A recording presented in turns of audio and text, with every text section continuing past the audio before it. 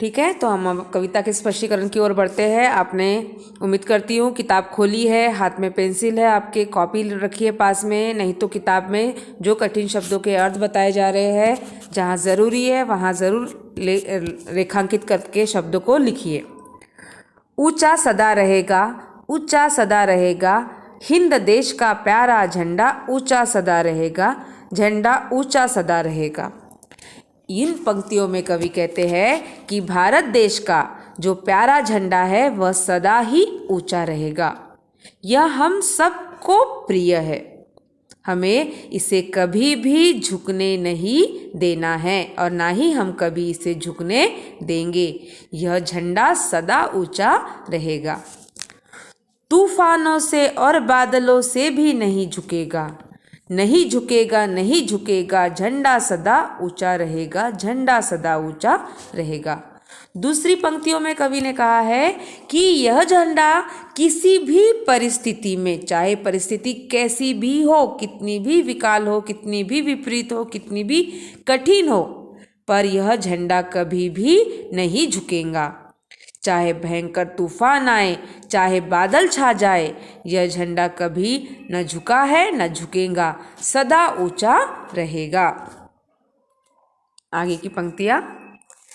केसरिया बल भरने वाला सादा है सच्चाई, हरा रंग है हरी हमारी धरती की अंगड़ाई, और चक्र कहता है कि हमारा कदम कभी न रुकेगा, झंडा ऊंचा सदा रहेगा।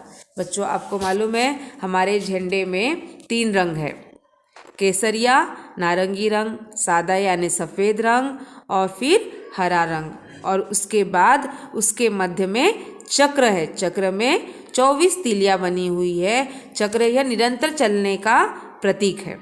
तो यहाँ पे क्या बोल रहे हैं कि झंडे का जो केसरिया रंग है वह हमारे हृदय में बल भरता है, बल यानी शक्ति भरता है।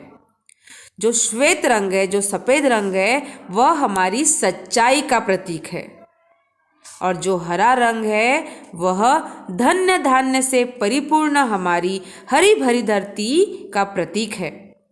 झंडे के मध्य में स्थित चक्र निरंतर गतिशीलता का परिचायक देता है, परिचित करवाता है, अर्थात हम जो भारतीय है वह भारतीय विकास के लिए निरंतर गतिशील रहने के लिए वह हमें संकेत देता है, कभी न रुकने के लिए कहता है।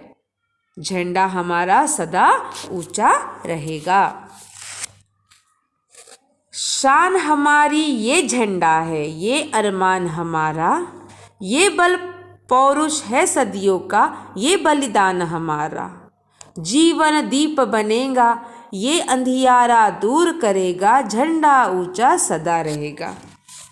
चौथी पंक्तियों में कहा है कवि ने कि ये झंडा हमारी शान है, यह हमारा अरमान है, हमारी इच्छाएं है, हमारी आशाएं है।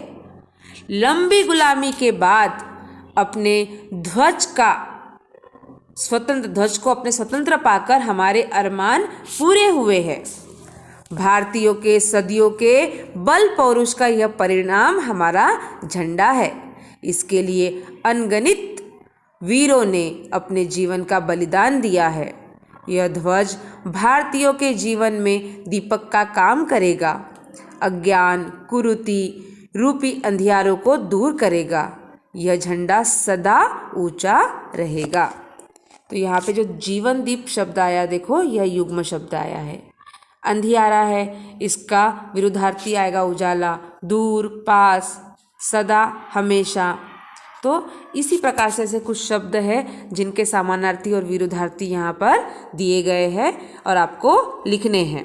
ठीक है, तो जितना अभी तक हमने पढ़ा है इतनी पंक्तियों का अर्थ मैं फिर से एक बार आपको बता रही हूँ। पहली पंक्ति में कवि ने कहा है कि भारत देश का ये जो प्यारा झंडा है यह सदा ऊंचा रहेगा। यह हिंदुस्तान का, यह हिंद देश का झंडा है जो सबको प्रिय है। इसे कोई भी न झुकने देगा, न यह कभी झुकेगा। हमारा झंडा सदा ऊंचा रहेगा। दूसरी पंक्ति में कहा है कि यह झंडा किसी भी परिस्थिति में नहीं झुकेगा, चाहे कितनी ही विकट परिस्थिति आ जाए, चाहे भयंकर तूफान आए, बादल छा जाए, पर यह झंडा न कभी झुका है और न झुकेगा। झंडा सदा ऊंचा रहेगा। उसी प्रकार से तीसरी पंक्ति में कहा है कि झंडे का केसरिया रंग हमारे हृदय में बल भरता है। श्वेत रंग हमारी सच्चाई का प्रतीक है। हरा रंग धन धान्य से परिपूर्ण हमारी हरी भरी धरती का प्रतीक है। झंडे के मध्य में जो स्थित चक्र है वह निरंतर गतिशीलता का परिचायक है, अर्थात हम भारतीय विकास के लिए निरंतर गतिशील रहेंगे, कभी नहीं रुकेंगे। झंडा हमारा सदा ऊंचा रहेगा। चौथी पंक्ति में कहा है कि यह झंडा हमारी शान है, यह हमारा अरमान है। लंबी गुलामी के बाद अपने ध्वज का हमारा अरमान पूरा हुआ है। भारतीयों के सदियों के बल पौरुष का परिणाम है यह झंडा।